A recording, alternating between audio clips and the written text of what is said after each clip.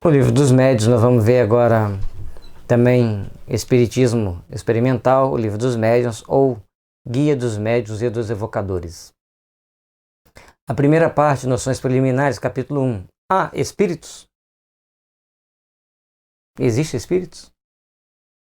Essa questão é fundamental para que nós possamos entender a importância do estudo da doutrina espírita, porque na doutrina, a primeira coisa que nós temos que procurar entender é que existe espírito.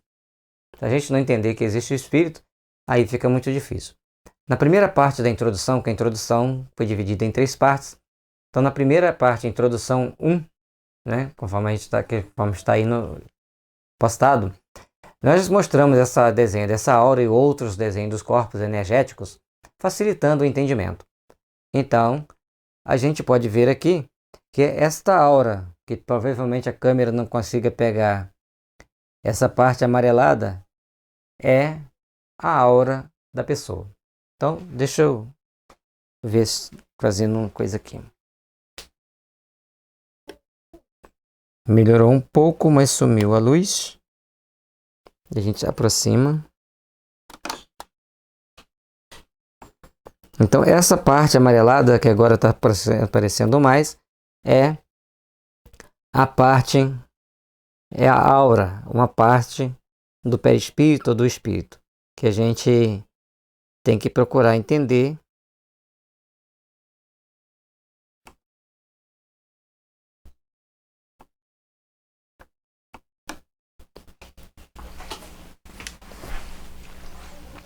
Que a gente tem que procurar entender para compreender bem o que a doutrina espírita traz para a gente, compreender bem o que a doutrina espírita mostra para nós ser o que a gente chama de espírito.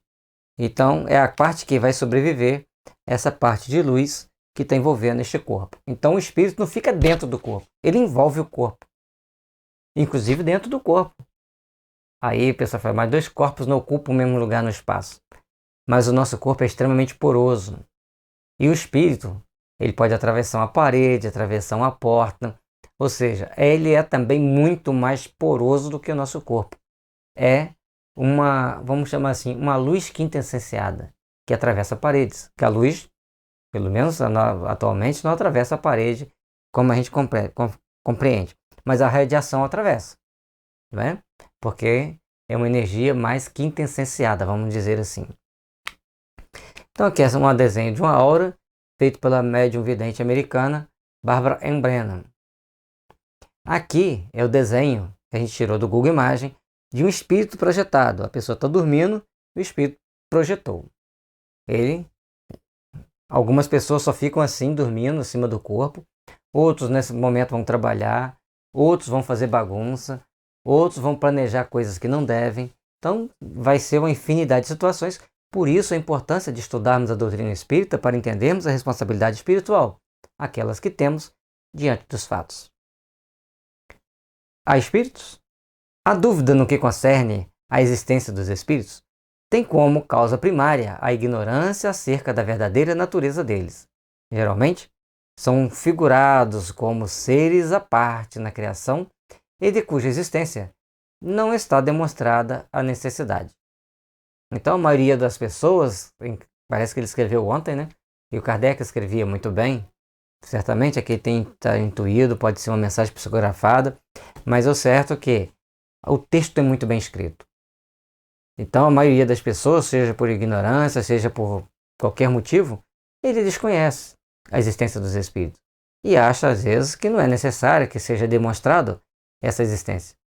Às vezes eu brinco que o celular está tendo cada vez mais suas funções, cada vez mais sofisticadas suas funções, e que a próxima função do celular será fotografar os espíritos e gravar a voz dos espíritos.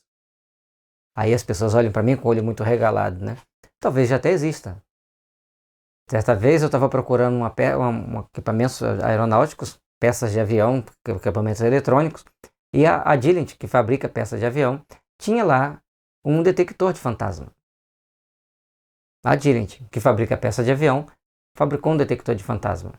Então, aliás, eu não sei se fabrica mais, que eu vou procurar lá e uma das postagens mais à frente a gente vai colocar é possível detectar os espíritos através de mecanismos eletrônicos ultramente sofisticados. Assim como se tira foto Killian, um dia nós vamos pegar o celular bonitinho e vamos tirar foto. E aí vai ser um Deus nos acuda. Porque determinadas pessoas chique, bonita, vai ter tanta coisa feia em torno dela que eles vão ficar muito assustados. Mas no dia que chegar esse dia a gente vai ver. Muitas pessoas, mais ou menos como as que só conhecem a história pelos romances, apenas os conhecem através dos contos fantásticos com que foram acalentadas em crianças. Então, muitas das vezes os contos fantásticos vão levar as pessoas a terem curiosidade de conhecer a doutrina espírita. E muitas das vezes vão fazê-los ter medo. Então, a gente morava na roça, morávamos no interior, e à tarde a gente gostava de contar algumas histórias da noite anterior, que viu um fantasma, que viu um espírito, ou fazer brincadeira com as crianças. A gente fazia muita brincadeira de que tinha um espírito por ali. E coitado de um primo, tinha muito medo, coitado. Ele passava muito aperto, que a gente sempre falava, tô vendo. Ele saía correndo, desesperado, talvez por pressentir determinadas energias, e ele sofria bastante com essas nossas brincadeiras. Mas era todo mundo criança. E isso veio me facilitar, porque quando eu vi que existia algo sério para se estudar sobre os espíritos, foi muito mais tranquilo da gente estudar. Muito mais tranquilo da gente entender a importância desse mundo, já que a gente sabia que ele existia, seja intuitivamente, seja pelas brincadeiras ou pelos fenômenos que ocorriam naturalmente, enquanto você está em um meio muito silencioso, muito bem afastado dos tumultos diários, alimentação muito natural, tudo isso propicia mais possibilidade de alguns fenômenos mediúnicos interessantes. Mas nós temos que procurar entender a doutrina espírita pelo prisma colocado por Allan Kardec. Então vamos focar nisso ali. A gente só fez um parênteses porque a maioria das pessoas já viram contar a história de fantasma. Tem até alguns desenhos animados hoje de fantasma, como aquele Fantasminha Camarada. Só que os espíritos não são igual Fantasminha Camarada, são igual seres humanos. Sem indagarem se tais contos despojados dos acessórios ridículos encerram algum fundo de verdade. Essas pessoas unicamente se impressionam com o lado absurdo que eles revelam, sem se darem ao trabalho de tirar a casca amarga para achar a amêndoa, rejeitam o todo, como fazem relativamente à religião os que, chocados com certos abusos, tudo englobam numa só condenação. Então, conforme eu disse, o texto é muito bem escrito. As pessoas viam todos aqueles relatos de fenômenos sobrenaturais, ou por medo ou por descrédito, não procuravam estudar com seriedade aquilo que deveria ser estudado com seriedade. Então, todos nós precisamos saber discernir o que é importante a gente estudar com seriedade, o que é importante a gente estudar, ou melhor, o que é importante a gente estudar com seriedade, o que é importante a gente entender e saber separar ali aqueles contos fantasmagóricos, aqueles contos absurdos, né, e sobrenaturais de outrora, de um tempo passado. Ouviu as histórias sobrenaturais, ouviu as histórias estranhas, agora vamos encarar de frente a realidade atual. Como e de que forma nós podemos vencer ou aprender mais com todos esses fenômenos. Seja qual for a ideia que dos espíritos se faça, a crença neles necessariamente se funda na existência de um princípio inteligente, fora da matéria. Essa crença é incompatível com a negação absoluta deste princípio. Deixa eu voltar aqui se eu falei tudo. A gente tem que ver a essência de todas as histórias que eram contadas, a essência de todos aqueles fenômenos que eram reportados, sempre com um pouco de fantasia, né? Então aqui nós temos que ver que existe essa crença é incompatível com a negação absoluta desse princípio. Então quando a pessoa é inteligente, ela sabe que está diante de determinados fenômenos que transcendem a materialidade absoluta, então, sendo ela inteligente, ela vai ver que uma crença de uma forma totalmente sobrenatural e desprovida de razão, é incompatível com um estudo sério, diante de fatos sérios, que se chega à conclusão de como esses fenômenos acontecem, por que eles acontecem e o que pode fazer para educá-los. Então aí nós estamos usando do princípio da inteligência. Um fator que só por ele basta com relação à reencarnação, a gente tem crianças que ele olha para o quadro, olha para o caderno, às vezes copia, às vezes não copia e só tira boas notas. E outro se esforça, se mata de estudar e não consegue aprender. E outro nem se esforça, nem se mata de estudar e também nem consegue aprender. Então são 3 categorias distintas. Tem uma lei anterior que a define. Assim nós entendemos. Um inferior ao outro estão em estágios evolutivos diferentes. Ou vivenciando momentos de necessidades diferentes, que eu acho mais coerente. Porque hoje na Terra, 2000 anos de civilização cristã e 160 mil anos de Homo sapiens, por alguns 40 mil anos para outros, nós não temos mais de dizer que tal espírito é atrasado, tal espírito é adiantado.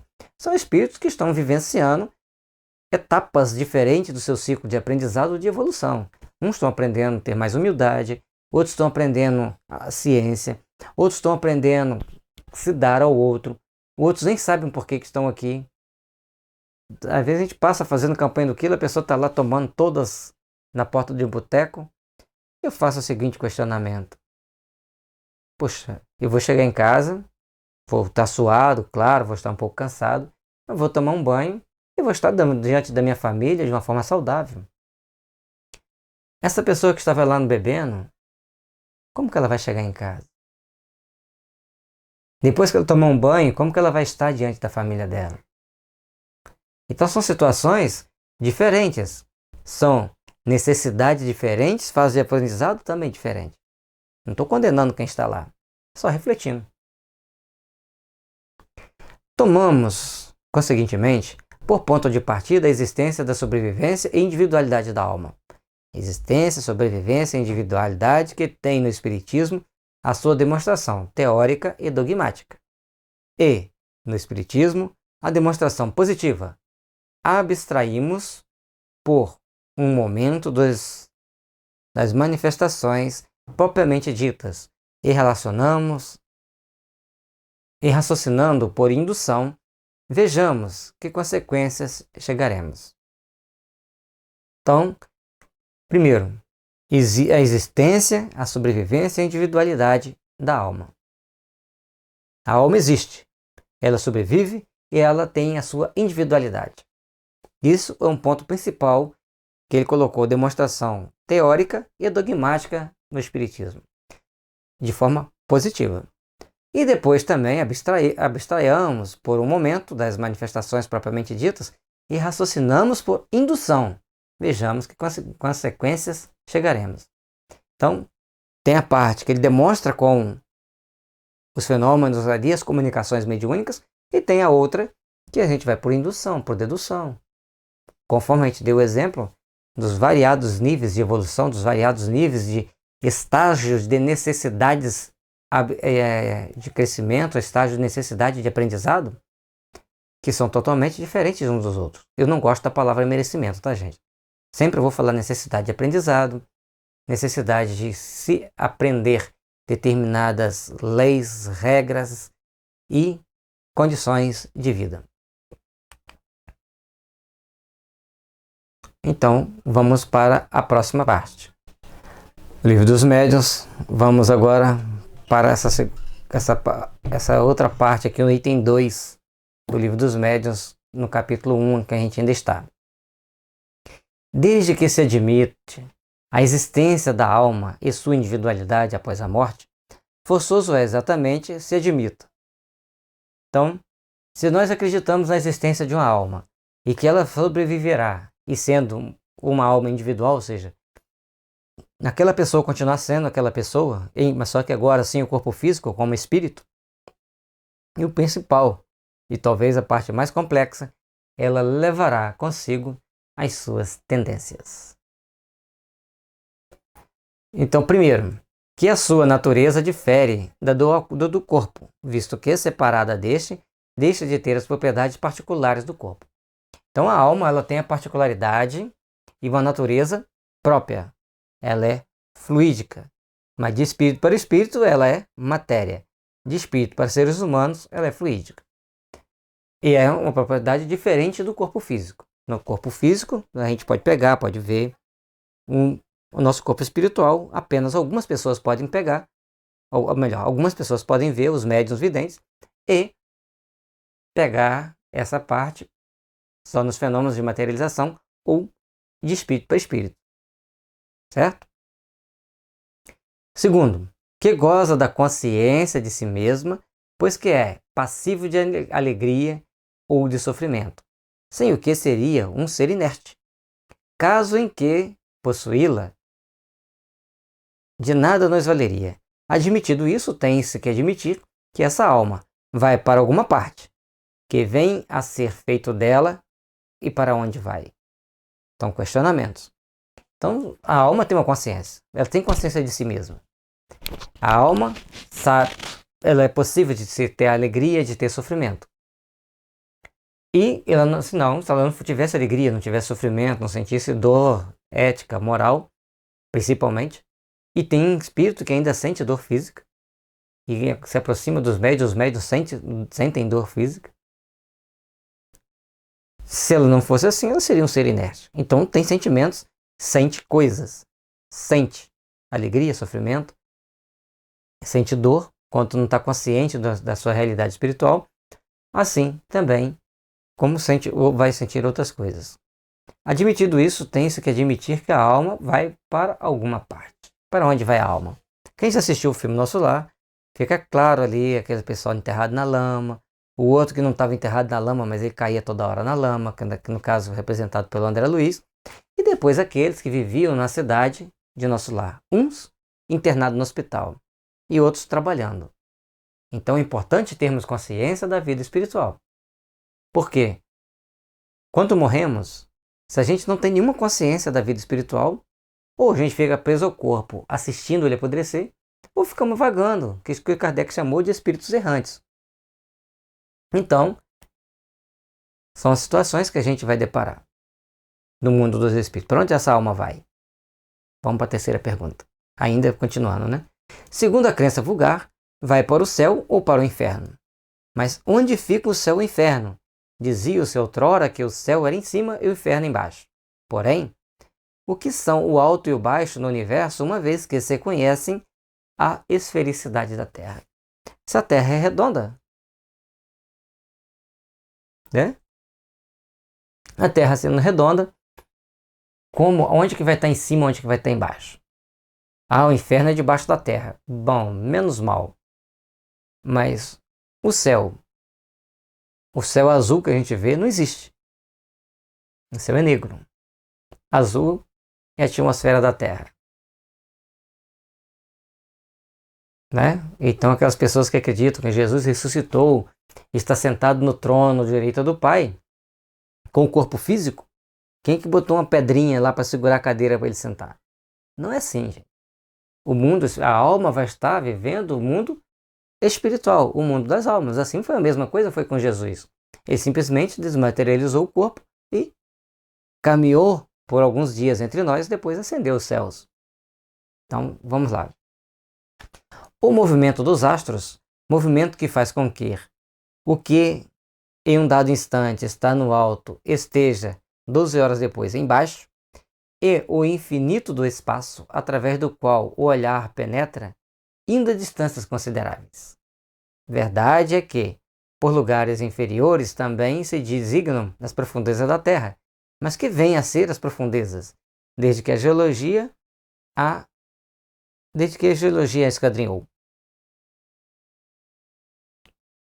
Então, ele está fazendo as colocações, porque as pessoas achavam que era um espaço meio físico para a alma ficar. Então ele está mostrando que não é um espaço físico, é um espaço diferenciado. É um espaço espiritual. Vamos continuar. Só voltar aqui uma coisa. Então nós temos que considerar primeiro a esfericidade da Terra, o movimento tanto da Terra como dos astros, que vai fazendo o movimento de sensação de estar em cima e de estar por baixo.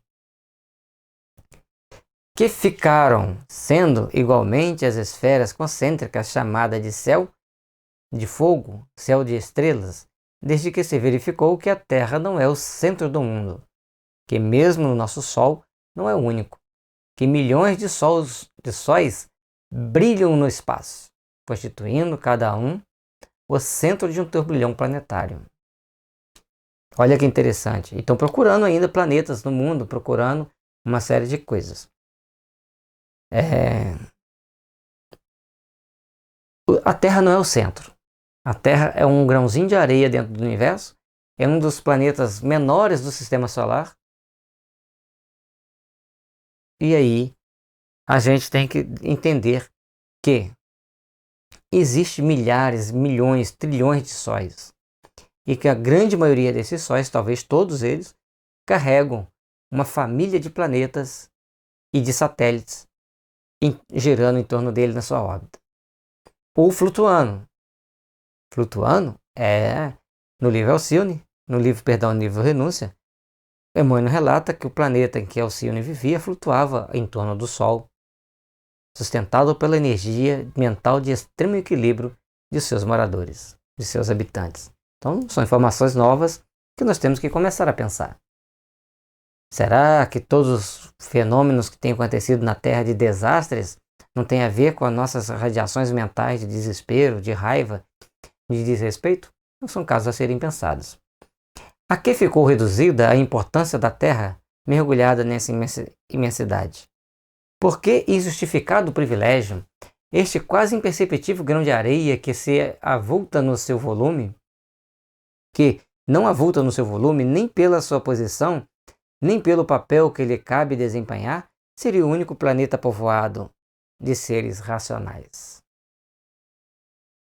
Então, é outra situação que nos é levada a pensar como, de que forma nós estaríamos inseridos dentro desse processo. Nós, habitantes do planeta Terra, a Terra é minúscula, fica um dos menores planetas do sistema solar. Tem só um satélite. E aí?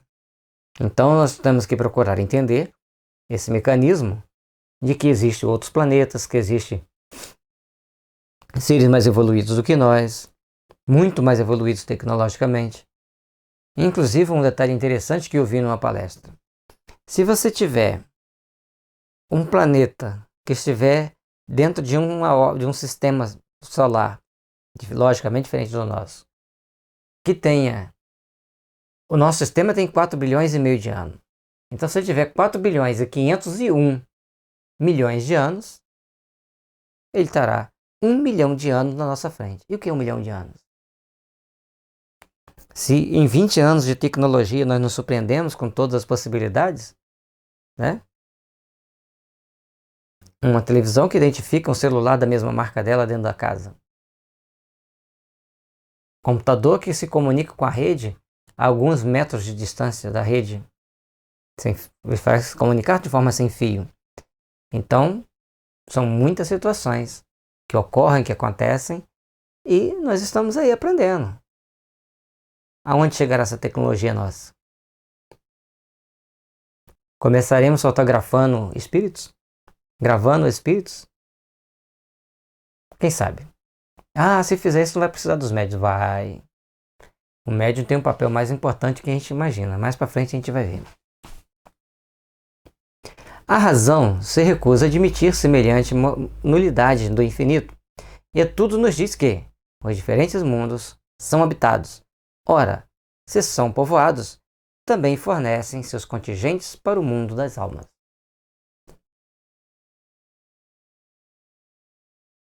E aí? Se os outros mundos são habitados, as pessoas morrem e tem almas espalhadas por todo o universo. Partindo do princípio que todo ser vivo tem alma.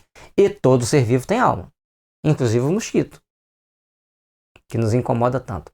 Porém, ainda uma vez, que terá sido feito dessas almas depois que a astronomia e a geologia destruíram as moradas que se lhes destinavam, e, sobretudo, depois que a teoria, tão racional, da pluralidade dos mundos e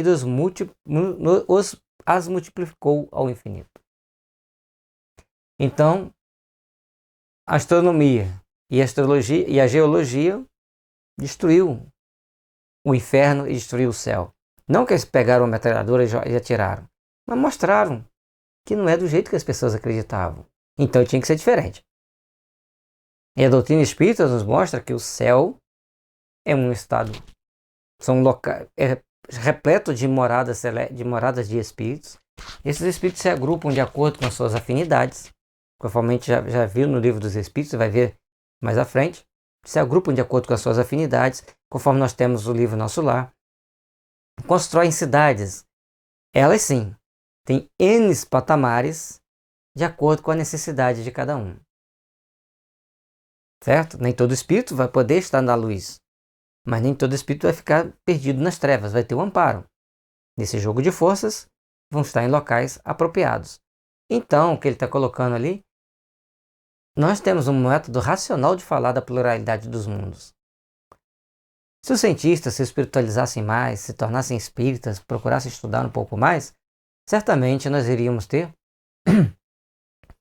grandes melhoras, grandes aperfeiçoamentos na estrutura social da humanidade.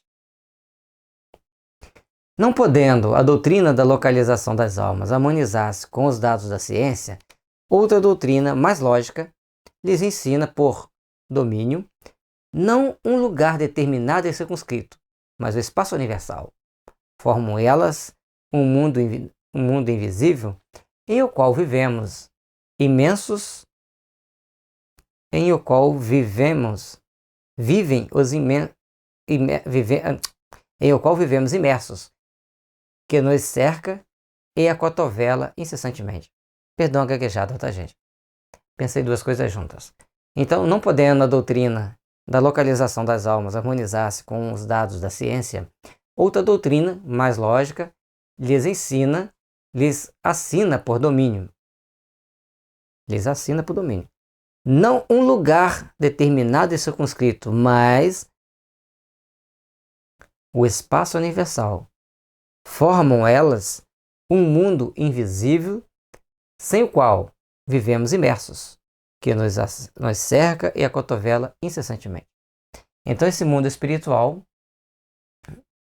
ele está em torno de nós, nos acerca a todo momento, nos mostra todas as possibilidades, nos dá uma diretriz de para onde nós devemos ir, para onde nós devemos nos conduzir, frente a todas as adversidades que existem na natureza, frente a todas as adversidades que existem diante de nós. Então nós temos que saber nos conduzir, sabermos crescer e aperfeiçoar-nos ao longo desse tempo, que quanto mais a gente aperfeiçoa moralmente, mais a gente entende as realidades espirituais. Lógico que isso não é uma regra, mas em geral é assim que funciona. Haverá nisso alguma impossibilidade? Alguma coisa que repugne a razão? De modo nenhum. Todo ao contrário, nos afirma que não pode ser de outra maneira. Deus sendo justo, primeira coisa, Deus é justo? Se Deus é justo, nós temos que procurar entender que Ele traz para nós meios da gente se ajustar perante as leis divinas. Os maus vão ficar em locais aglomerados entre eles, o bem também aglomerado entre eles. Só com a possibilidade, só com um detalhe. O bem pode ir onde está o mal e tentar ajudá-los, mas o mal não vai conseguir subir até as instâncias superiores da vida, onde está o bem. Mas então, que vem a ser a das penas e recompensas futuras? Desde que se lhe suprimam os lugares especiais onde se estivessem. Notai que a incredulidade com relação a tais penas e recompensas provam geralmente de serem umas e outras representadas em condições inadmissíveis. Bom, então o que ele está dizendo? E as penas e recompensas futuras? Como que ficam? Logicamente que não deixaram de existir porque passou a existir, não existe mais o local determinado de céu e inferno. Sim, mas existe o local onde as almas se reúnem para sofrerem, por ainda não terem despertado para um conhecimento superior, e aquele local onde as almas se reúnem para se refazerem e ajudarem a humanidade a crescer e os espíritos que estão no sofrimento a despertarem para Deus. Então, são duas situações interessantes. E uma que ele coloca ali, que eu achei mais importante também, que as condições em que mostrava, tanto de céu como de inferno, eram inadmissíveis. Um céu que uma mãe vai para onde uma mãe vai e o filho fica pulando lá no inferno, lá sofrendo. Então não é assim. Ambos se ajudam mutuamente. Quem estiver em melhor condição vai ajudar quem tem em pior condição, guardando suas devidas proporções. Dizei, em vez disso, que as almas teriam de si mesma a sua felicidade ou a sua desgraça. Óbvio. Cada alma vai sentir em si mesma aquilo que fez aqui na Terra. Seja para as pessoas, para a planta, para os animais, cada um vai passar pelo seu momento crítico. Cada um vai passar pelo seu momento de o que estou fazendo aqui, qual o objetivo de eu estar aqui. Que a sorte lhes está subordinada ao estado moral. Então o nosso futuro vai ser conjugado com a nossa moral hoje. Como nós estamos aqui vivenciando hoje a nossa moralidade? Do ponto de vista da espiritualidade superior, tá? Então, isso vai fazer com que a gente esteja numa situação A ou B. Que a reunião das que se voltam mútua simpatia e são boas representam para elas uma fonte de ventura que, de acordo com o grau de purificação que têm alcançado, penetram e entreveem coisas que almas grosseiras não distinguem, e toda a gente compreenderá sem dificuldade.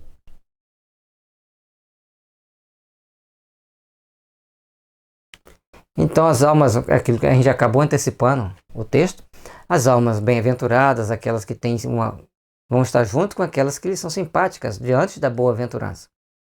E aquelas que estão em condição de sofrimento vão estar vivenciando a situação de sofrimento, que é o fator natural, porque as almas se unem por sintonia e afinidade.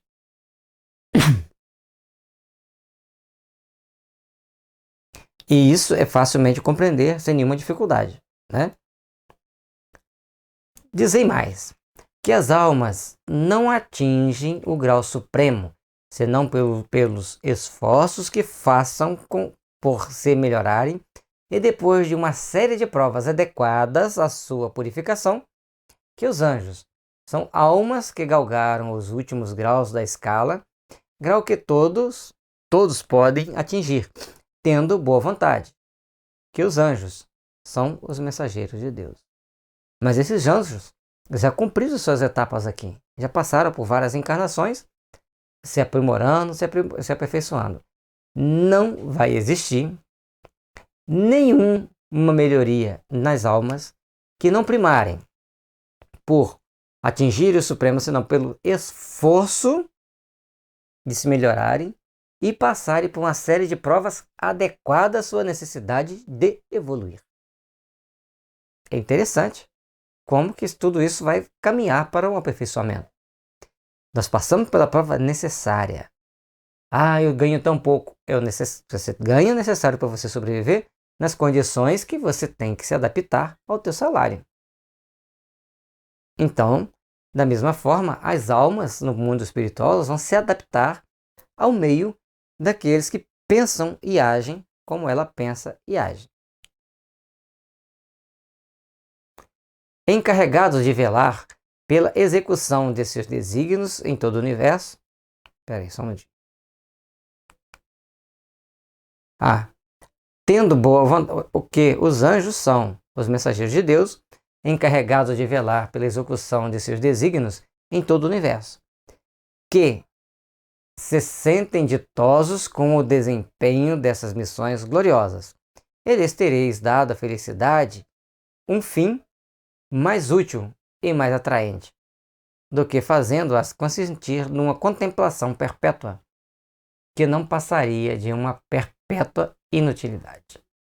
Então os anjos, eles estarão trabalhando, tendo um fim útil, tendo uma atividade útil ao seu processo de evolução. Da mesma forma que ele está colocando que quando falava que os anjos ficavam no céu contemplando Deus, não faz muito sentido e que essa informação é melhor adaptada ao nosso conceito hoje de realidade, ao nosso conceito de racionalidade. Respeitamos, logicamente, todos os pontos de vista, mas acreditamos nessa parte bem racional do mundo dos espíritos.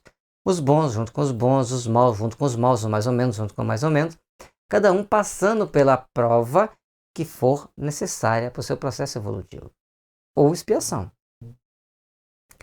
Dizei finalmente que os demônios são simplesmente as almas dos maus, ainda não purificados, mas que podem, como as outras, ascenderem ao mais alto cerne de perfeição, e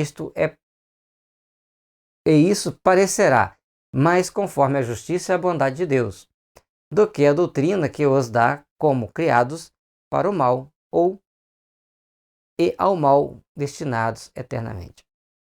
Então, o que a gente chama normalmente de demônio é uma palavra grega que quer dizer companhia espiritual. Você pode ter uma boa companhia espiritual ou uma má companhia espiritual.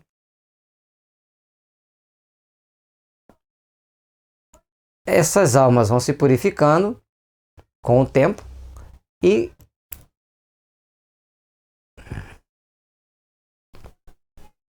assim.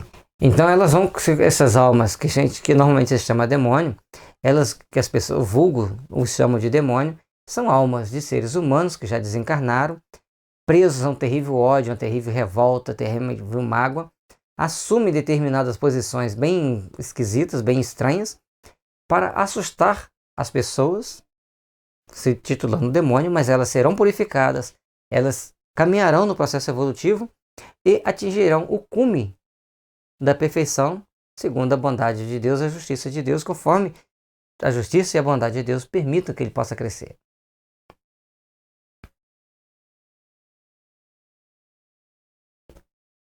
Então a justiça de Deus parece assim, o cume da perfeição, e isso parecerá mais conforme a justiça e a bondade de Deus do que a doutrina que os dá como criados para o mal e ao mal destinados eternamente.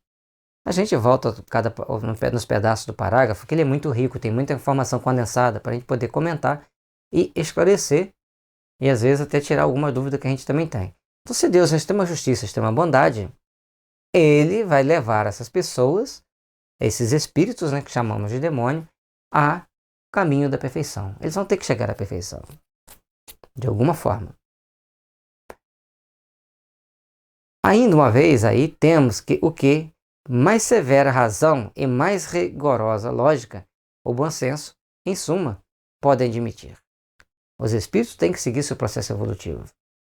Os espíritos, todos eles, assim como os anjos, vão continuar fazendo seu processo evolutivo para aperfeiçoar cada vez mais. Os espíritos maus também passarão pelo seu processo de aperfeiçoamento, seu processo de engrandecimento íntimo para chegar a um grau de entendimento do amor divino por todos nós. Ora, essas almas que povoam o espaço são precisamente a que se chama espíritos. Assim, pois, os espíritos não são senão as almas dos homens, despojados do envoltório corpóreo, mas hipotética lhes seria a existência se fossem seres à parte. Então, esses espíritos que existem, sejam fazendo coisas boas, sejam fazendo coisas ruins, são almas dos homens que já viveram na Terra. Uns ainda estão presos à mágoa, à revolta, ao ódio, e com isso, eles estão dentro de mundos onde eles têm que arcar com as responsabilidades deles. Eles estão dentro de mundos onde eles têm que saber que a justiça divina os convoca à realização sublime do amor. da paz e da fraternidade. E os bons vão estar continuamente trabalhando pelo bem, estarão trabalhando continuamente pelo seu próprio aperfeiçoamento.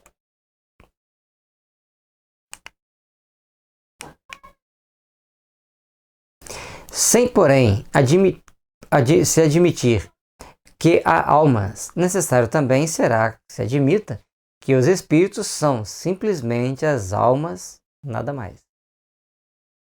Então, se eu tenho uma alma, essa minha alma vai ser o espírito um dia. Assim também como durante o sono ela vira espírito, como a gente mostrou no início do estudo. A alma pairando no ar sobre o corpo que estava dormindo. Então, essa alma, ela vai estar em algum lugar. Se se admite que as almas estão por toda parte, ter-se-á que admitir, do mesmo modo, que os espíritos estão por toda parte. Possível, portanto, não fora negar a existência dos espíritos sem negar a das almas. Então, a existência dos espíritos estão por toda parte, assim como a existência da alma. Se a gente tentar negar uma, a outra perde a sua existência, porque, na realidade, todos estão entrelaçados, todos estão dentro do mesmo princípio.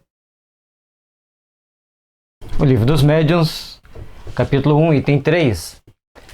Isso não passa, certo, de uma teoria, mais racional que a outra, porém, já é muito que seja uma teoria que nem a razão, nem a ciência repelem.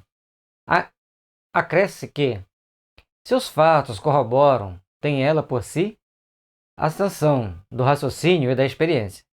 Esses fatos se nos deparam no fenômeno das manifestações espíritas, que, assim constituem a prova patente da existência e da sobrevivência da alma. Toda teoria que se lança é baseada em algum tipo de fato. E quando Kardec colocou todas as teorias espíritas, todas as situações que ele fez a pesquisa, que ele estudou, ele criou na doutrina espírita uma ciência do espírito, a ciência que estuda as manifestações espirituais. E aí, por mais que a pessoa queira negar a existência dos espíritos, a existência dessas comunicações, foram baseadas em fatos, que se dá constantemente no nosso dia a dia, nas mais variadas formas, nas mais variadas situações. E aí nós temos que parar, refletir, pensar no que nós estamos querendo para nós mesmos, como que nós estamos encarando as manifestações espíritas e de que forma nós vamos entendê-las. Portanto, se a gente quer entender como que existem essas manifestações espíritas, como que elas se dão, como que elas se processam, nós temos que estudar o Livro dos Médiuns. Porque ali foi feito um estudo, foi feita uma pesquisa com todo um pessoal preparado pelo mundo dos espíritos antes daquela encarnação e diante de um conjunto de situações que aquela sociedade da época comportava. Hoje nós teremos uma série de dificuldades para montarmos todo aquele corpo de estudo, exatamente por la falta de preparo dos espíritos hoje encarnados. Mas os espíritos hoje encarnados, os médiuns, depararão com os mesmos fenômenos. Sentirão as mesmas coisas com as mais variadas nuances, mas a essência, o cerne da situação será sempre a mesma. Então, esses fenômenos espíritas eram os fatos em que Kardec baseou para fazer seu estudo.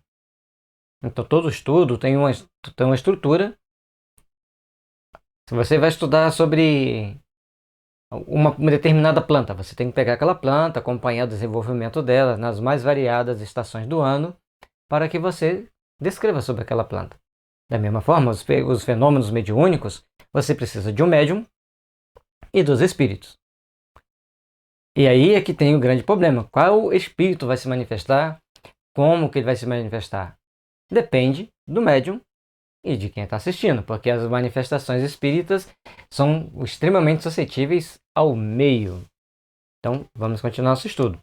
Muitas pessoas há, entretanto, cuja crença não vai além desse ponto,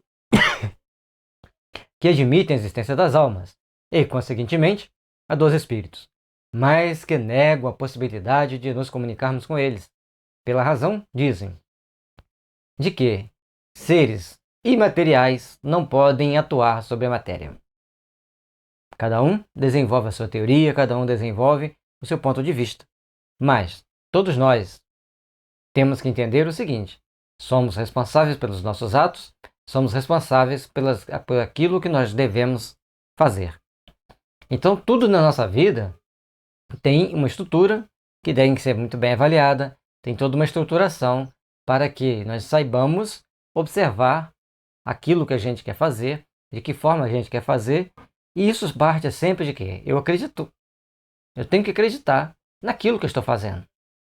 Então, se você não acredita, por mais que os fatos estejam diante dos seus olhos, você não vai ver. Então, é uma longa caminhada,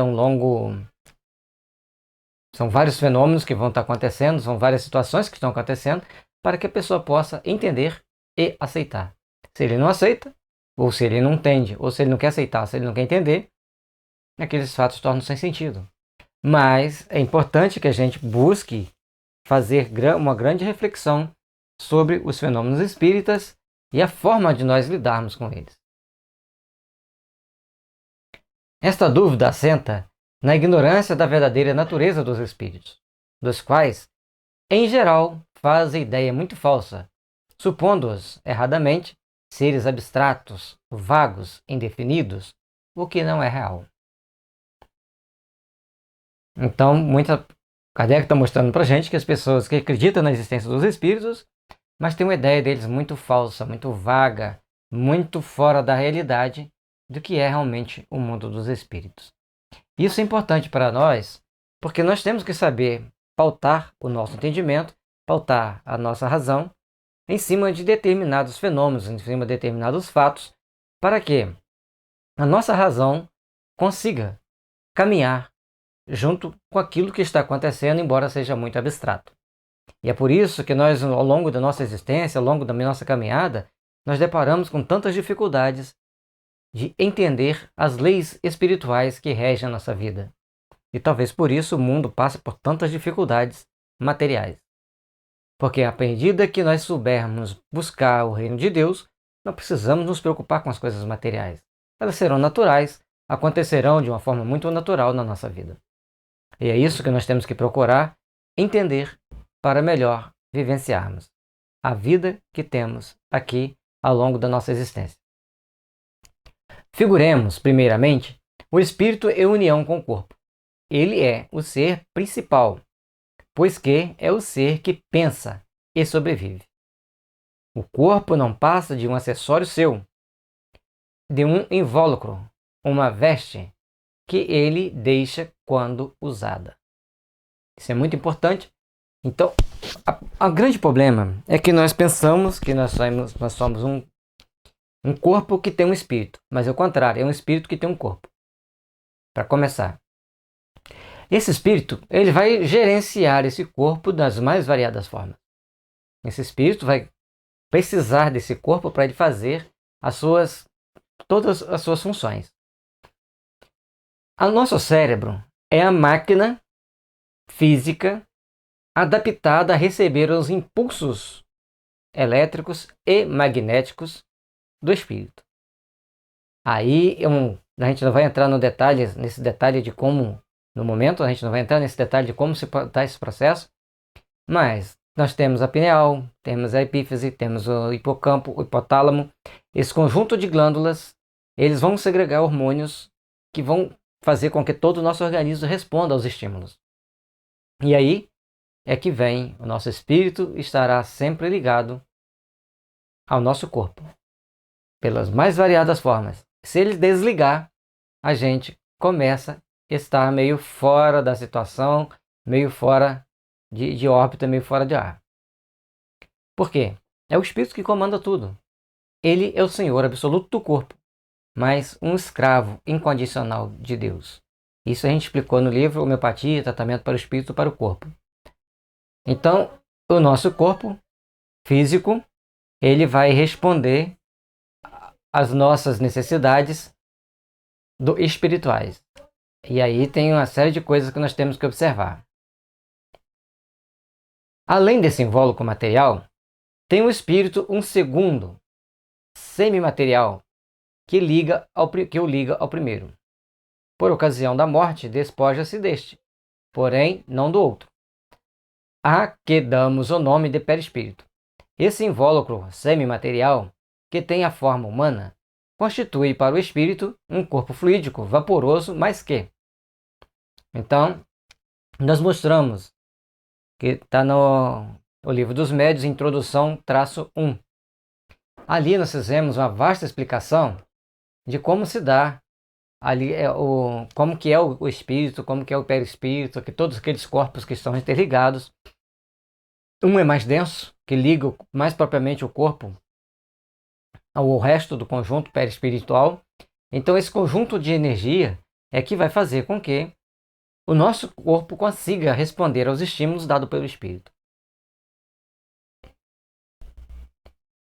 E esse perispírito que ele fala que liga, que ali a gente chamou de corpo etérico, que é aquele mais denso, que ele vai dar.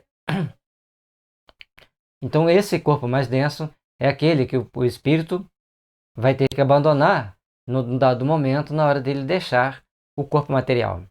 Também deixa aquele corpo etérico. Então, conforme o Kardec ele deu uma explicação muito condensada e que serviu de base para tudo. Mais tarde vieram outros espíritos reencarnando com a missão de nos esclarecer de determinadas verdades.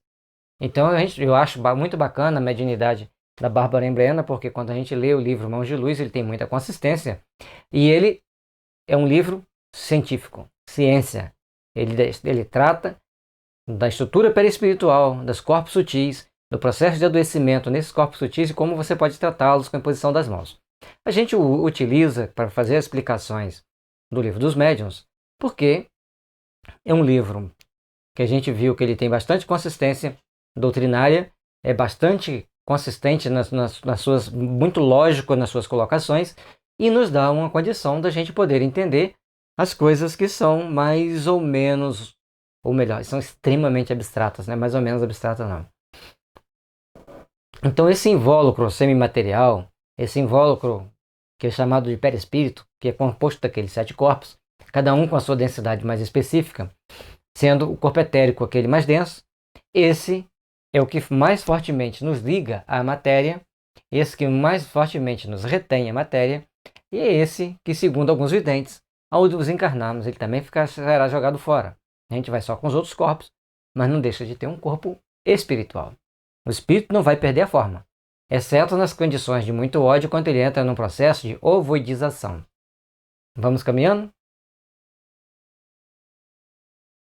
Então esse invólucro semimaterial tem a forma humana, tem que ficar bem claro isso.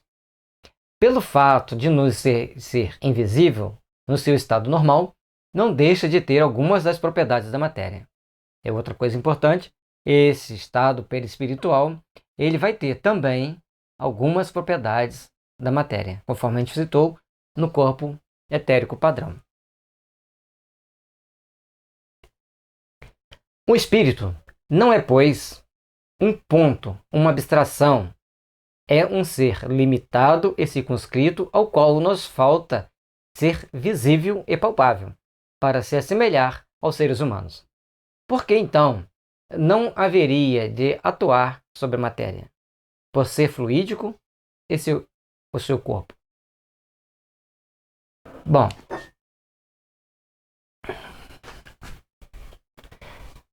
o espírito, porque vamos tentar explicar aqui, buscando um ponto bem didático aqui em relação ao que a maioria das pessoas pensam. Quando a gente vai ler o livro Homeopatia, Ciência e Cura do Vitrucas, ele vai fazer Vitoucas. O Jorge Vitoucas, ele é um grego, que é considerado um dos maiores homeopatas do mundo. Então ele vai fazendo as colocações e mostrando para nós. Quando ele fala em corpo mental, em estrutura espiritual, ele coloca como se fosse uma coisa dentro do nosso corpo. Então dá a entender que que os europeus, de uma forma geral, ele é grego, então que os europeus pensam que o espírito é uma coisa que está dentro do nosso corpo. Portanto, o Kardec coloca que ele não é um ponto, uma abstração. Ele é ser circunscrito, limitado, ele tem um contorno básico, mas ele tem a forma humana. Ele está em torno da gente. E naquela colocação que a Bárbara Brena faz no livro Mãos de Luz, que está na introdução 1, o Livro dos Médiuns, introdução-1, vocês podem conferir aí no YouTube. A gente, nesse filme, a gente explica muito detalhadamente, dentro das nossas possibilidades, como seria esse espírito. Então, essa estrutura perispiritual é uma energia que nos envolve. Algumas pessoas têm 25 centímetros em torno do corpo de luz, e outras pessoas chegam a ter 25 metros, outras 10 metros, aí varia de pessoa para pessoa, cada um com seu cada um. Mas esse espírito, essa energia espiritual, ela pode se comunicar com o corpo, com um corpo material, das mais variadas formas que a gente ainda não entende, e no decorrer do estudo do Livro dos Médiuns vai começar a clarear para a gente essas possibilidades. Mas são impulsos elétricos. Quando o médium entrega sua mão para a psicografia, a energia do perispírito dele afasta-se da mão, e a energia da mão do espírito comunicante toma ali a mão. E aí há uma simbiose, braço a braço, cérebro a cérebro, para que escrevam. De acordo com a possibilidade de sintonia do médium com o espírito, essa produção de textos será mais aperfeiçoada, será melhor. Dependendo da sintonia, não vai ser tão boa. Raul Teixeira deu uma explicação muito interessante, que é como o médium como uma máquina de datilografar. Se a máquina de datilografar não tiver a letra P, todo lugar que ele bateu, se você digitar o P, não vai sair. Então vai ter que alguém interpretar aquilo ali para corrigir. Como? Isso aí é uma forma didática. O outro médium falta a letra V. Então vai ser uma outra situação diferenciada. E assim sucessivamente. De passo a passo, dentro do processo de comunicação, vai estar faltando alguma coisa, algum detalhe. E é muito interessante que às vezes você recebe aquela ideia, tem aquela intuição maravilhosa, aquele texto perfeito, quando você vai colocar no papel, você não consegue colocar daquele mesmo jeito. Porque tem que ter um índice de sintonia, um índice de vibração, de compatibilidade vibracional com aquele espírito para você reter as informações, ou muito treino. Mas as formas de comunicação são muitas e também variadas. E outro detalhe importante: os médiuns em geral, eles doam um fluido. Esse fluido que eles doam, chamado de ectoplasma ou de mioplasma, ajuda que a espiritualidade faça determinadas ligações e tanto materializações para carregar uma cadeira, para carregar uma mesa, por exemplo, ou ligações para fazer determinadas suturas nervosas. Portanto, o médium só deve, a mediunidade séria, só deve receber as comunicações em um ambiente próprio e apropriado. Vamos ver isso no decorrer do nosso estudo. Mas onde encontra o homem os seus mais possantes motores, senão entre os mais rarificados fluidos, mesmo entre os que se consideram imponderáveis, como, por exemplo, a eletricidade. Não é exato que a luz, imponderável, exerce ação química sobre a matéria ponderável?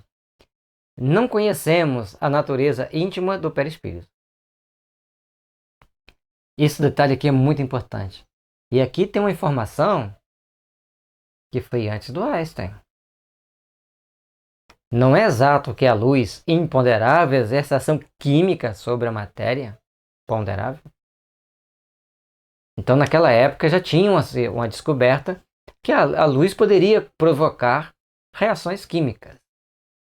Depois ele foi mais além. A luz é onda e a luz é matéria, que são chamados fótons. Então, em determinada situação ela comporta como ondas, em outras situações ela comporta como fótons, uma micro partícula. Então, micro porque é muito pequenininha. Tudo isso foi sendo desvendado pela ciência, nos mostrando que no mundo infinitamente pequeno existem forças que a gente não tem domínio sobre elas. E que é a força mais descomunal. Descomunal no sentido de ser muito incomum do que a força da energia nuclear. Subpartículas de uma partícula, de um átomo, produzem um fenômeno um fenômeno que pode ser catastrófico se for mal utilizado. Assim como em muitos países, a gente já citou que a energia utilizada é proveniente das reações nucleares para produzir calor, para produzir energia elétrica, também pode se produzir uma bomba. Infelizmente, a mente humana é muito criadora para criar coisas negativas, coisas nocivas, como é a criação das armas nucleares. Bom, o que a gente pode ver mais aqui? E outro detalhe, esse detalhe inicial que ele coloca, que é as coisas muito pequenas, muito rarefeitas, produzem uma força muito grande. Tem, provavelmente na internet, vocês colocarem um motor funcionando, tem até um filminho que a gente ia montando o motor, no final ele ficava funcionando. Era bem antigo, não sei se ele ainda roda nos Windows mais novos. Mas ali é uma gota de combustível, entra na câmara de combustão, ela pega fogo, expande, e aí a gente vê caminhões arrastando 40 toneladas. Na época não tinha carro, na época do Kardec, ele está citando aqui, os motores de navio, que eram movidos a vapor, os trens também movidos a vapor de água fervendo, conforme ele vai citar ali atrás. Então, era o trem a vapor, o navio a vapor.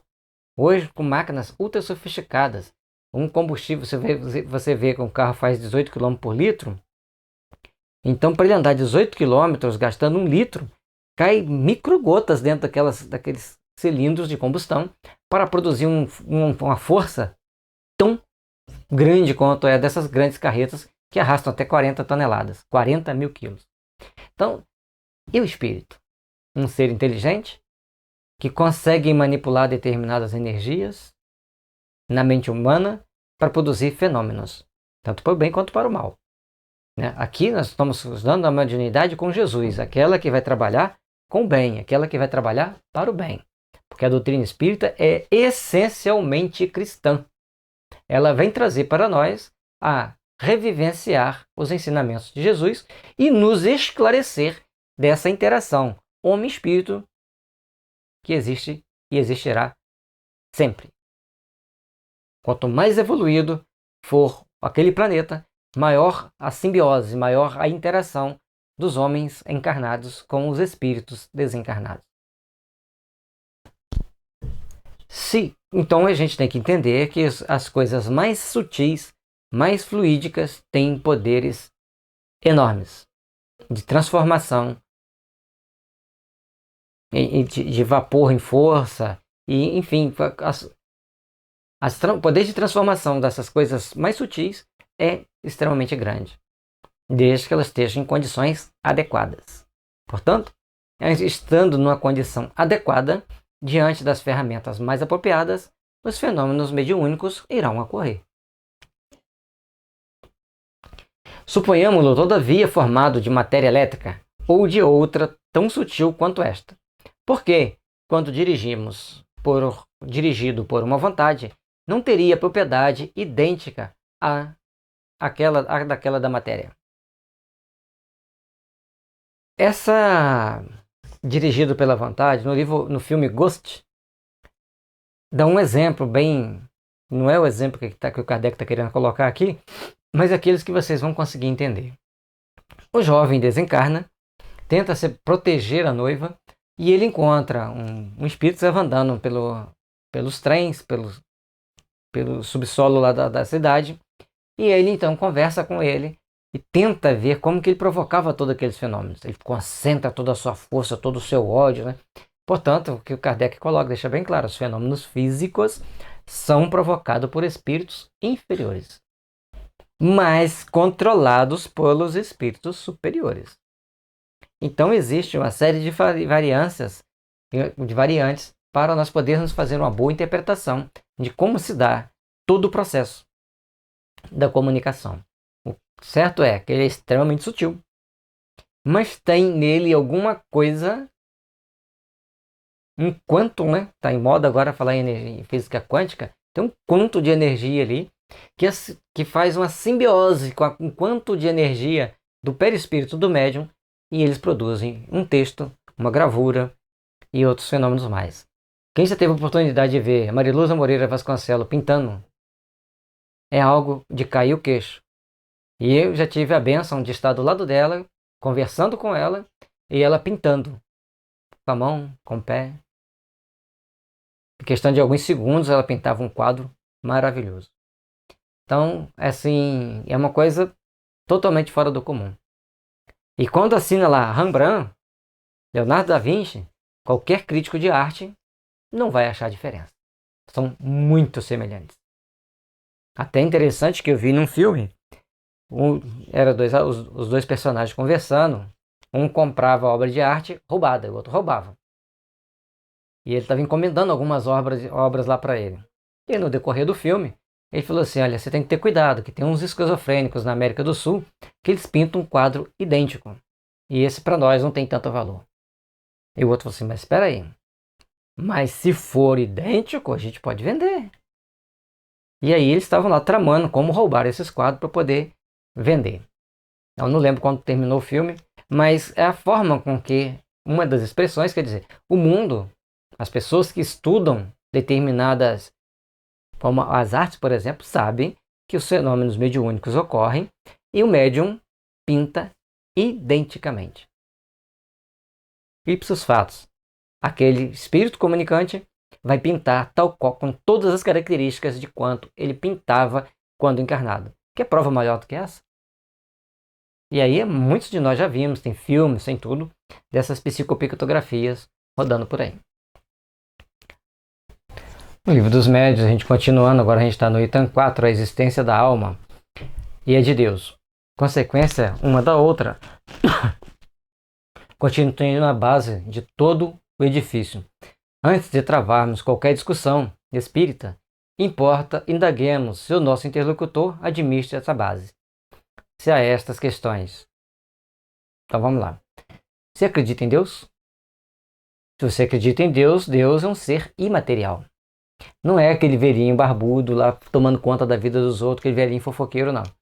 É um ser imaterial de extrema e perfeita sabedoria e inteligência que gerencia todo o universo. Todo o universo. Ah, mas tem a teoria do Bang Bang. Será que ela se sustenta? Será que ela é verídica? Ou foi criada pela cabeça de alguém para criar um debate e ganhar fama? Não sei, não vou entrar nessa discussão. Tem um link também no YouTube que a pessoa fala que está todo em espanhol, tem que ouvir com bastante cuidado, com bastante atenção para poder ir lendo. E às vezes eles falam muito rápido. Então, mostrando-nos que a teoria do Big Bang foi uma teoria simplesmente criada por alguém que quis criar uma polêmica. E acabou essa polêmica se tornando a base de muita gente. Não quero dizer se é verdade, se não é, se é mentira. Está lá o link, está lá para você ouvir, para você fazer uma análise. O certo é que não adianta a gente querer ir na origem do universo. É muita coisa para a gente procurar aprender. Lembrando que a Terra tem 4,5 bilhões de anos. O sistema solar em si, em torno de 4,5 bilhões de anos. É um dado estimado, mas é humanamente impossível nós determinarmos detalhes dessa criação, detalhes dessa formação. Podemos conjecturar, fazer várias filosofias, mas vão ser apenas ideias filosóficas, que no nosso atual estado de desenvolvimento vai ser muito difícil podermos dar uma definição mais perfeita de tudo que já tem aqui, se não tentarmos entender o que já está, mas tentar ir no cerne da questão, como foi criado, de que forma foi criada, que tipo de energia foi utilizada, aí é muito difícil. Aí nós vemos na doutrina espírita, principalmente no livro A Caminhos da Luz, quando Emmanuel fala que Jesus foi um dos criadores do orbe terrestre, buscando a matéria básica nas poeiras cósmicas das Pleiades. E ali ele junta toda a matéria, vai condensando, com uma tecnologia que nós desconhecemos, criou-se o planeta. Então é muito mais do que a gente tenta imaginar, de uma bolinha explodindo e dessa explosão surgir tudo isso. Tem que ter uma fé enorme para acreditar nisso, porque como que uma bola vai explodir e vai formar centenas de bolas com tantos detalhes, com tanta riqueza de detalhe, quanto é as riquezas de detalhes que tem em cada planeta. Cada um com a sua crença. Então vamos partir do princípio que nós acreditamos em Deus. E se acreditamos em Deus, por isso acreditamos num ser imaterial que esteja comandando o nosso corpo. Então são duas situações bem distintas, o homem físico e o homem espiritual, mas estão em simbiose. Não dá para separar um do outro, estão em simbiose, um inserido no outro. Aí eu já vi um comentário na internet, 2 corpos não ocupam o mesmo lugar no espaço. Eu falei, santa criatura, onde que ele acha que fica o espírito dele? Então cada um vai estar lá expressando aquele seu conteúdo interno, a gente vai respeitar, a gente vai procurar, a gente vai entender as colocações de cada um, saber que existem pensamentos diferentes em todas as áreas da ciência, mas o espírito envolve o corpo e está inserido dentro desse corpo. Porque o nosso corpo ele é altamente poroso. Com as recentes descobertas da ciência, nós somos uma energia condensada. Mas essa energia é muito porosa. Portanto, há essa interpenetração do espírito dentro do nosso corpo. E se não for assim, onde tiver uma bolha espiritual, há um processo de adoecimento grave. Não pode existir essas bolhas espirituais. O espírito tem que estar impermeando, envolvendo todas as nossas células. Bom, entendido dessa parte, vamos caminhar. Credes em Deus? Credes que tendes uma alma? Credes na sobrevivência da alma após a morte? Ela sobrevive, onde ela sobrevive? De que forma ela sobrevive? Como ela está no plano espiritual? O filme Nosso Lar traz para nós várias nuances dessas possibilidades. Tem cenas chocantes lá no umbral, todo mundo deitado na lama, tem o cara tomando banho de lama, tentando achar água, mas tem Nosso Lar, que é uma cidade constituída, muito bem organizada, prédios maravilhosos, lindos, e os espíritos todos brilhando lá dentro, com lagos, concerto de música, barcos, bem parecido com as ferramentas de lazer aqui na Terra. Então nós temos um mundo muito semelhante ao da Terra, mas mais aperfeiçoado. E conforme vai ascendendo a etapas superiores, mais e mais a gente vai deparando com aperfeiçoamentos. Responder negativamente, ou mesmo se disser simplesmente não sei, desejara que assim fosse, mas não tenho certeza disso, o que, quase sempre equivale a uma negação polida, disfarçada sob uma forma menos categórica para não chocar bruscamente, ou a que ele chama preconceitos respeitáveis, tão inútil seria ir além, como querer demonstrar as propriedades da luz a um cego, que não admitisse a existência da luz. Profundo. Então Kardec coloca que quando você não quer admitir Deus, não quer admitir os espíritos, é a mesma coisa que você tentar explicar a luz para um cego. Ele não vai saber a luz, ele vai saber quando ele está andando no sol, está queimando ele. E se ele estiver dentro de um local, dentro de casa ou à noite, está fresquinho. Mas ele não vê a luz. Fica até difícil para a gente conceber, a gente fecha o olho, tenta imaginar a situação e é muito trágica. Uma das coisas que mais me comove é ver uma pessoa cega. Se eu pudesse curá-lo e restituir a vista dele, faria na mesma hora. Mas a gente não tem esse dom, a gente tem que respeitar a vontade de Deus. Então, nós temos que partir de um princípio que nós temos que entender a existência de Deus e como é essa situação dessa existência divina. Porque, em suma, as manifestações espíritas não são mais do que efeitos das propriedades da alma. Com semelhantes interlocutor, se não quiser perder tempo, ter-se-á que seguir muito diversa ordem de ideias. As comunicações espirituais é a manifestação do espírito, da alma, de alma para alma. Uma alma sem o corpo interferindo na alma com o corpo, ou se comunicando na alma com o corpo. E a comunidade ocidental, devido a todas aquelas balbúrdias que teve na Idade Média, das pessoas saírem à caça às bruxas e aos bruxos, criou-se uma barreira muito grande. Se você acredita que existe espírito, se você vê espírito, a pessoa já te olha meio assim, será que é doido? Não, é um médium. Acreditar que existe espírito é uma pessoa religiosa, espiritualizada. Ver e ouvir os espíritos são médiums. Tem até um livro, Doutor, ouço vozes, e agora? Então nós temos que saber que ouvir vozes é uma situação muito normal para os médios audientes. Ver o espírito é uma situação muito normal para os médios videntes. Então, quem vê espírito e quem ouve espírito são médiums. Ou pessoas dotadas de um sentido a mais, diferente daquele que nós temos. Para a comunidade oriental, japonesa, indiana, aqueles que têm esse dom são seres iluminados, devem ser muito respeitados e venerados. São duas culturas diferentes que a gente tem que procurar entender para que a gente possa caminhar também com segurança e com responsabilidade. Todos nós estamos aqui na Terra para podermos vivenciar etapas diferentes de evolução, etapas diferentes de aprendizado. E onde o aprendizado maior é procurar estar bem consigo mesmo e com Deus. E dialogar com alguém que não acredita na existência dos espíritos, na existência de Deus, não faz sentido tentar explicar algo extremamente espiritual para essas pessoas. Admitida que seja a base, não como simples probabilidade, mas como coisa averiguada, incontestável, dela muito naturalmente decorrerá a existência dos espíritos.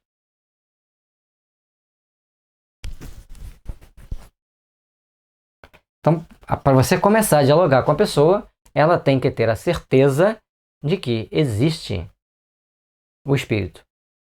Aqui, mesmo que ele tente falar assim, eu acredito, mas eu quero aprender mais. Assim não está muito bem conciso para mim esses ensinamentos. Porque a dúvida é natural no ser humano. A gente acredita, a gente duvida, a gente acredita, a gente duvida, mas tem um cerne ali que a gente não abre mão. Diante das nossas dúvidas, das nossas incertezas, terá sempre um momento que a gente vai ter um cerne de precisão, um cerne para a gente falar, não, aqui está uma base para que me sustente, para que eu possa me apegar a essa base e desenvolver toda a teoria. Sempre vai ser assim, e a gente sempre vai ter que entender a teoria envolta em todos esses fenômenos que o Kardec vai demonstrando para a gente no decorrer do livro com muita sabedoria. E a gente vai para a próxima etapa. O Livro dos Médiuns, vamos agora para o item 5. Resta agora a questão de saber se o espírito pode comunicar-se com o homem, isto é, se pode com este trocar ideias. Alguém já sonhou? O sonho é uma comunicação com os espíritos. Muitas das vezes a pessoa chega, sonhei com meu avô que já morreu há 10 anos. Ele me deu tais e tais conselhos. Já sonhei com a minha avó que morreu há 3 meses. Então, existem mais variadas nuances. Citei 10 anos e 3 meses exatamente porque existem nuances muito diferentes e possibilidades também muito diferentes.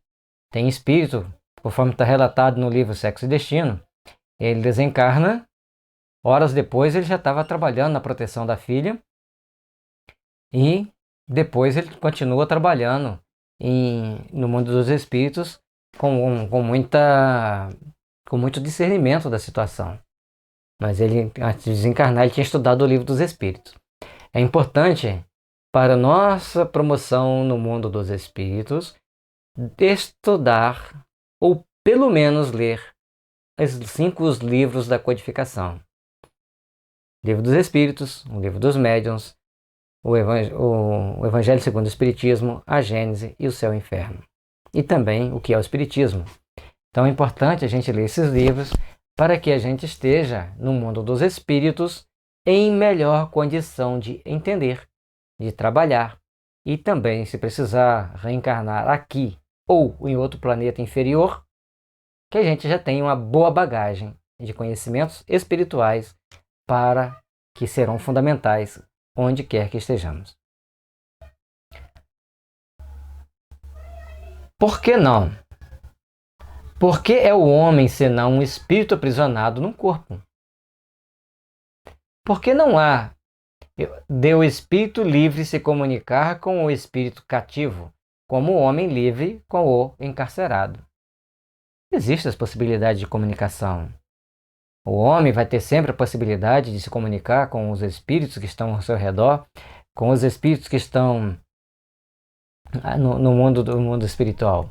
Sempre pelo mecanismo da intuição, quando é perguntado aos espíritos se os espíritos influenciam na nossa vida, muito mais do que vós imaginais. Muitas das vezes são eles que os dirigem.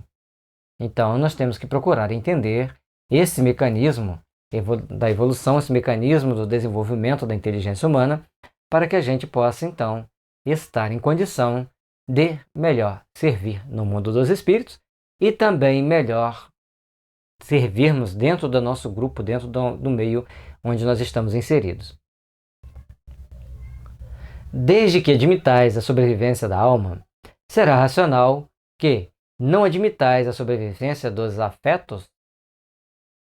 Então, se o espírito sobrevive à matéria, se o espírito sobrevive no mundo espiritual, vai ter que ter a afetividade, vai ter que ter a parte integrativa dos seres humanos. Nós estamos aqui dentro de um processo de aprendizado, nós estamos aqui dentro de um processo de treinamento para uma vida melhor, de treinamento para um mundo de reestruturação da nossa estrutura psíquica, da nossa existência ao longo dos milênios que nós estamos caminhando como seres humanos, seja aqui na Terra ou em outros planetas anteriormente. Creio que a maioria dos espíritos aqui hoje, baseado principalmente nas leituras que a gente fez de Rochester, são espíritos que já viveram em outros planetas, vieram para a Terra para um movimento de exílio, né, de procurar aprender a crescer, aprender a evoluir, e se perderem o bonde da história, vão se complicar. Vão ter que ir para outro planeta inferior, seguir outros processos mais dolorosos de aprendizado.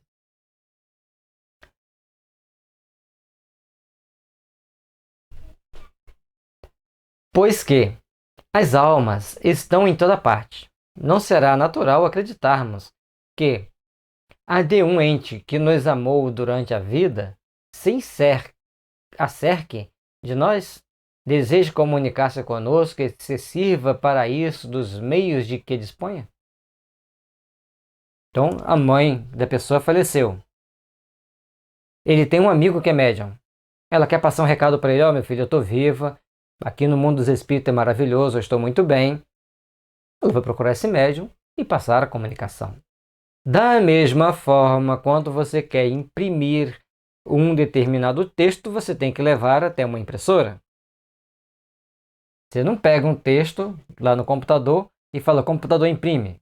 Aí faz uma mágica lá, o papel está na sua mão. Não, passa pela impressora. Da mesma forma, a comunicação dos espíritos passa por um médium. E esses seres que nos amaram, eles querem se comunicar conosco. Eles querem passar as informações conosco. Certa vez eu estava estudando, era um sábado, pouco antes do almoço, estava fazendo muito calor, e uma senhora chegou para mim em espírito e disse: eu sou a Dona Maria Rodolfo. Eu estou muito feliz. Fui lá na Prata agora. Prata é um vilarejo, um distrito de Carmo. E meus filhos estavam trabalhando, banhado em auge do suor. Eu falei: mas Dona Maria, mas a senhora está tão feliz de estarem trabalhando? É. Porque aqui onde eu estou tem muitas mães que, ao descerem à terra, veem seus filhos na corrupção, na prostituição, em tantas coisas erradas, que elas chegam aqui e têm que ficar um tempo internada num hospício. E eu venho, desço a terra, visito meus filhos e volto feliz, porque eles estão trabalhando duro para ganhar o pão com o suor do seu rosto e poderem chegar um dia no mundo dos espíritos em condições de serem auxiliados por mim. Isso é muito bonito. É bastante consolador.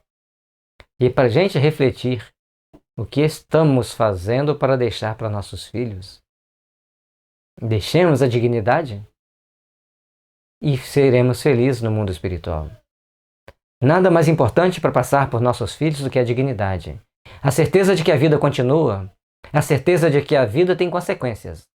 Se fizermos aqui o melhor que fizermos, que pudermos fazer, para deixarmos o mundo melhor e para deixar filhos melhores para o mundo, certamente no mundo dos espíritos estaremos mais felizes e aguardaremos tranquilo para o retorno deles até nós, sem as lágrimas, sem o desespero, sem a loucura. Vamos buscar trabalhar pelo bem. Vamos buscar entender essa maravilha que é as obras espíritas e buscarmos realizar realmente coisas úteis, porque aqueles que nos amam esperam que nós tenhamos melhores condições de chegarmos um dia no mundo dos espíritos com a nossa alma mais leve, com a nossa alma mais purificada e mais iluminada, exatamente por termos sabido ganhar o pão de cada dia com o suor do rosto e principalmente estarmos tranquilos de que não prejudicamos ninguém. Será que esses homens que hoje estão no poder tivessem a consciência de que eles têm uma alma que prestará conta a Deus, eles faziam a metade das loucuras que eles fazem? Certamente que não. E compete a cada um de nós mostrar para eles, olha, você tem uma alma, e essa alma prestará conta a Deus. O que você tem feito de especial, de bom, de útil, para estar bem diante de Deus? É importante tomarmos consciência disso. Negar a existência dos espíritos só faz aumentar a promiscuidade, a violência, a corrupção, a barbárie. Entender a existência dos espíritos, sim, nos dá condições de sabermos nos defender de tantos malefícios que existem nesse mundo que está em torno de nós.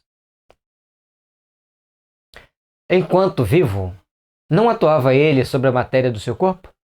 Não era ele quem dirigia os movimentos?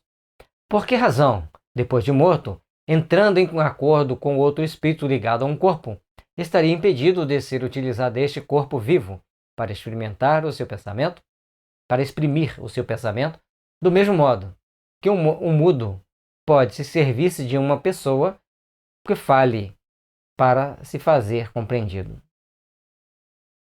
Então, ali na época, com certeza, não existia as linguagens dos sinais. O mudo, ele tem uma pessoa de sua relação, do seu dia a dia, que entende os seus sinais para que as pessoas ao redor dele possam se comunicar. Entender o que ele está comunicando, entender o que ele precisa.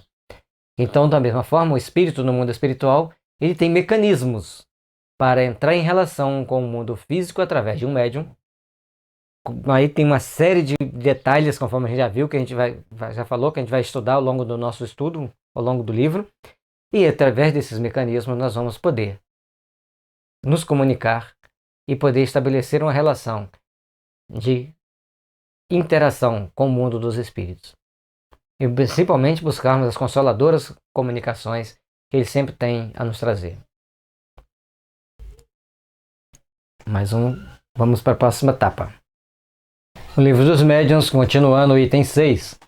Abstraiamos por instantes dos fatos que, ao nosso ver, tornam incontestável a realidade dessa comunicação. Admitamo-la apenas como hipótese.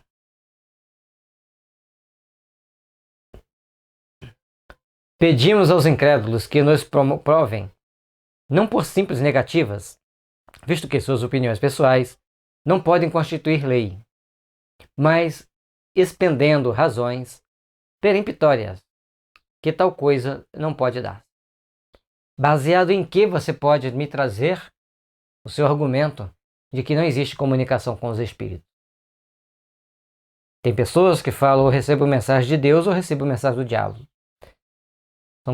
São formas de crer que a gente respeita, mas receber a mensagem de Deus, todas as mensagens que nós recebemos, seja ela do bem ou do mal, têm a permissão de Deus. Isso é um fato que a doutrina espírita nos ensina, que a doutrina espírita nos explica. Mas querer estar em contato com Deus é outra história bem diferente. E pior de tudo é que existe espíritos que se dizem ser Deus e encontra pessoas ingênuas que acreditam neles. Quando eles desviam essas pessoas do mal, tudo bem. O problema é quando eles embicam essas pessoas por caminhos negativos, por caminhos bem maléficos. Mas, então, as comunicações espíritas são admitidas ou não são admitidas? São aceitas ou não são aceitas? Isso é importante. E a pessoa tem que ter isso bem em mente para fazer um diálogo com alguém. O interlocutor tem que ter o básico, que é a crença em Deus e na existência da alma. Certo? Colocando-nos no terreno em que eles se colocam Uma vez que entendem de apreciar os fatos espíritas com o auxílio das leis da matéria, que tirem desse arsenal qualquer demonstração matemática, física, química, mecânica, fisiológica e provem por a mais, partindo sempre do princípio da existência e da sobrevivência da alma. Interessante que o Kardec pede aqui para eles usarem as leis matemáticas da física, da química, da mecânica, da fisiologia e provar por a mais, né, que não existe essa possibilidade de comunicação da alma. Mas o que aconteceu com a ciência? Ela vem chegando muito próximo de fazer uma prova matemática da existência dos espíritos. A física quântica, conforme a gente vai vendo as explicações, ela chegou muito perto. E um detalhe importante, se a pessoa se um físico aprendeu bem física quântica e aprendeu a doutrina espírita, ele vai ver que eles não têm muita diferença. O quanto, o chamado quantum, é aquilo que talvez seja matéria do espírito. Talvez seja matéria do espírito. Deixando um talvez para a gente não fazer nenhuma afirmação. Mas já está próximo de chegar, bem próximo de chegar na matéria do espírito. Então, a ciência, quanto mais ela se esperneia para negar a existência dos espíritos, vem o fato e mostra que eles são possíveis, mostram que eles existem. Primeiro, que o ser pensante que existe em nós durante a vida não mais pensa depois da morte. Tem como a gente provar isso? Os fatos provam o contrário, que ele continua pensando depois da morte. Portanto, a gente sonha, e no sonho a gente conversa com determinados espíritos. A gente encontra com eles, a gente lembra dos fatos. Então tem uma razão de ser, tem algo diferente. Ah, mas sonhos são simplesmente sonhos? Freud explica, né? O Freud já está meio fora de lógica se a gente for usar para isso. Ele traz muitas explicações, mas a sobrevivência da alma ficou muito mais próxima de ser entendida e explicada por Jung do que por Freud. Portanto, nós temos os sonhos dos mais variados, e os sonhos, na formação do Miramês, nós temos o sonho de intercâmbio, de descarga psíquica e sonhos de intercâmbio, de descarga psíquica e sonhos que é a lembrança do mundo dos espíritos quando a gente está trabalhando. O que é um sonho de instrução? É quando a gente vai ao mundo dos espíritos para aprender. Inclusive aprender a ser espírita. Aprender que existe alma, aprender que existe espírito. Existem cursos para isso no mundo dos espíritos. Na hora que você está tendo determinadas possibilidades espirituais, tem uma equipe de espíritos que vão lá te ensinar, vão lá te instruir. Nunca te lesando, mas sempre te levando pela lei da afinidade para que você possa compreender e buscar trabalhar toda essa compreensão do mundo dos espíritos. O sonho de descarga mental, descarga psíquica, é aquele que você está com grande tensão, uma grande preocupação. Aí você sonha que resolveu aquele problema. Às vezes o sonho é uma solução para o problema, te mostra como você vai solucionar. E a outra é para você se desligar daquela situação. E eu acho interessante que aí sim, essa daí o Freud explica bem. É o que ele realmente coloca. E o outro, que a gente sonha daquele nosso trabalho, é quando a gente está trabalhando no mundo dos espíritos, a gente vem com algumas lembranças. Então são as três formas que a gente tem de entender os sonhos segundo a visão espírita. Bom, segundo ponto. Que se continua a pensar, está inibido de pensar naqueles a quem amou. Então o espírito continua pensando. Ele continua tendo todas as faculdades plenas de um ser inteligente, de um ser que passou aqui pela Terra, que vivenciou momentos importantes, e aí chega no mundo espiritual, ele vai deixar de pensar? Ele vai deixar de amar as pessoas que estão aqui na Terra? Vai deixar de odiar? Terceiro, que você pensa nestes, não cogita de se comunicar com eles. E aí? Por isso é tão importante a existência do médium. E é tão consoladora quando a pessoa recebe uma mensagem de um parente que já faleceu. Nada substitui aquela mensagem. Tem as palavras que ele precisa de ouvir, tem ali detalhes que ele precisa de saber. teria um conjunto de sentimentos impressos naquele pedaço de papel que não vai ser substituído por quase nada nesse mundo. A pessoa precisa daquilo ali para ter um melhor consolo, para ter um melhor conforto. Nossos avós não podem então comunicar conosco? Nossos pais, aqueles que os pais já partiram? Podem sim, dentro das condições estabelecidas pelo livro dos médiuns. Portanto, é importante estudar os livros dos médiuns. Quarto, que podendo estar em toda parte, não pode estar ao nosso lado.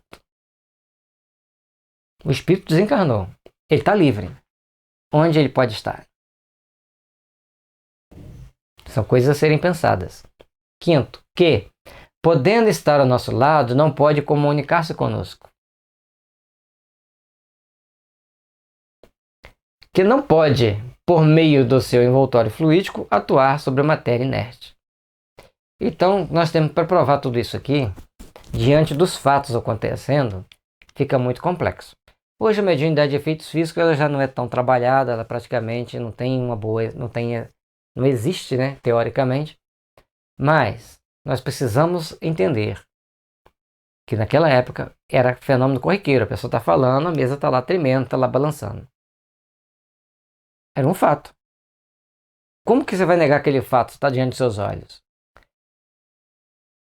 E se o espírito está do nosso lado, ele não está se comunicando com a gente? A gente não tem intuição do que está falando com o avô, com a avó, com o pai, com a mãe, com o irmão, com o tio que já faleceram? Às vezes são sonhos tão nítidos. E às vezes a gente nem está sonhando. A gente está acordado, fecha o olho por um instante e capta aquelas ideias. Essa ideia não é minha. Por que eu estou pensando nisso? Só que nós já acostumamos tanto com essa situação que a gente acha normal. Esquece dos detalhes importantes desse acontecimento. Sétimo, que sendo-lhe possível atuar sobre a matéria inerte, não pode atuar sobre um ser animado. Porque que se ele mexe com a cesta, mexe com a caneta, com a mesa, não pode pegar uma mão e mexer. São fatos a serem pensados. Que o Kardec foi mostrando para as pessoas a sequência lógica para que eles pudessem entender todos os fenômenos que estavam acontecendo perto deles. Que, tendo a possibilidade de atuar sobre um ser animado, não lhe pode dirigir a mão para fazê-lo escrever, o que a gente acabou de dizer. Nono, que podendo fazê-lo escrever, não lhe pode responder as perguntas nem lhe transmitir seus pensamentos. Então, se ele faz a mão da pessoa escrever, e às vezes é com velocidade vertiginosa, né? A gente está aqui simplesmente mostrando como que se ele está escrevendo, como que ele não pode transmitir o pensamento. E muitas das vezes o texto tem conteúdos que fogem totalmente às possibilidades daquele médium. Isso é outro detalhe importante. Quando os adversários do Espiritismo nos provarem que isso é impossível, deduzindo razões tão patentes quais as com que Galileu demonstrou que o Sol não é que gira em torno da Terra, então podemos considerar-lhes fundadas as dúvidas. Então, as pessoas, os adversários do Espiritismo tentam provar de todo jeito que não existem aquelas comunicações. E o Kardec alfineta, né? Galileu tentou provar que o Sol não girava em torno da Terra, que a Terra em torno do Sol, e passou por vários perrengues. Até o momento que não teve mais jeito da ciência conter, dos líderes religiosos conterem o desenvolvimento da ciência. E a ciência foi caminhando, foi mostrando novos horizontes, e infelizmente esses líderes religiosos do passado, que provavelmente éramos nós mesmos hoje, encarnados para lutar pela espiritualização da humanidade, não soubemos espiritualizar os jovens, não soubemos espiritualizar as pessoas.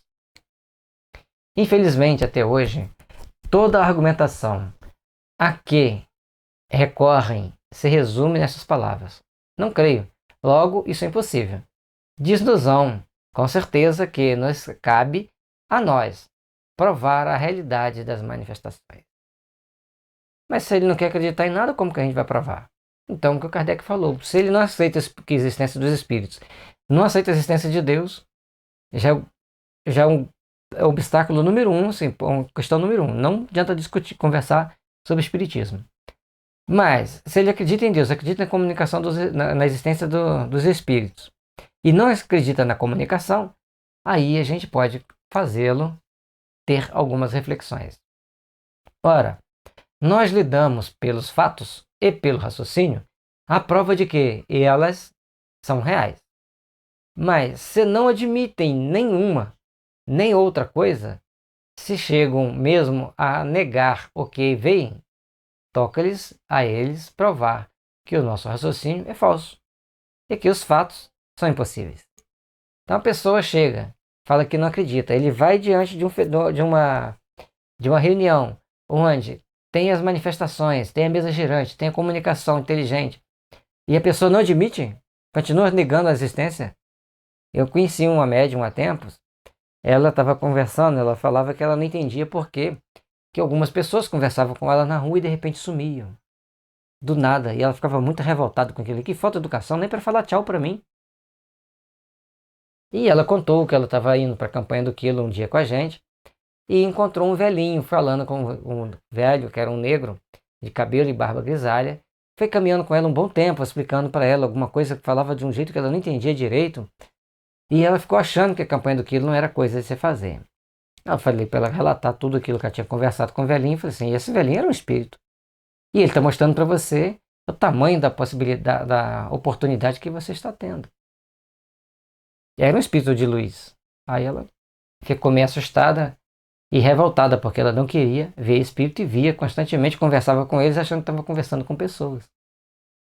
E tentava negar a existência dos espíritos. Isso que é o mais interessante.